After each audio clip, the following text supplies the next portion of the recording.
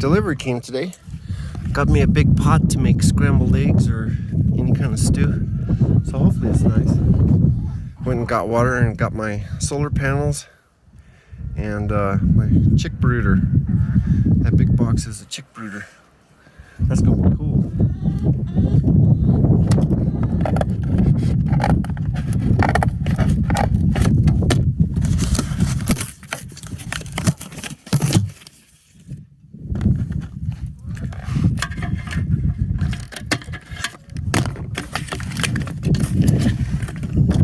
I didn't have one with the lid on it, so I got one on Amazon.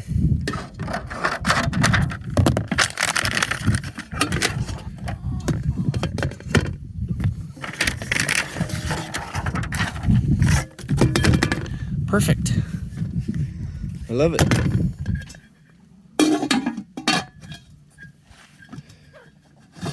Good. The lid fits all right. Well, have a good one.